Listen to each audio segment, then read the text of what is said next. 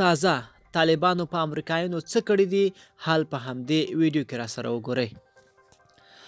نیویارک ټایمز د دوحې تړون خلاف طالبانو پر امریکایي ځواکونو برید وکړ.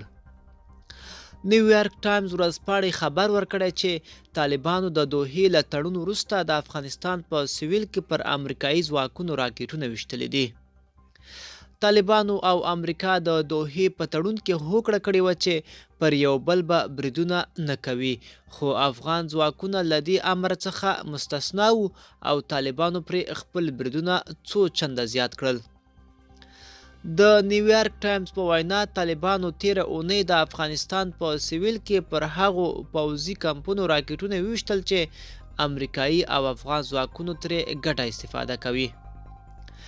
له دوحې تړون وروسته په لومړي ځل د جولای په وروستیو کې طالبانو شاوخوا 1 درجن راکټونه په هلمند کې پر هغه بیس وویشتل چې امریکایي او افغان ځواکونو ترې په ګډه استفاده کوله. خو تازه تیره اونۍ په کمپ ډایور چې باشین کمپ ته 50 میله نږدې دی طالبانو څو راکټونه توغولي دي. د نیویارک ټایمز خبریال لیکلي د دغو راکټونو توغول د امریکا او طالبانو د دوحې تړون خلاف عمل دی او ښایي د امریکا غبرګون هم راوپاروي، خو دغو راکټونو کوم زیان نه دی اړولی.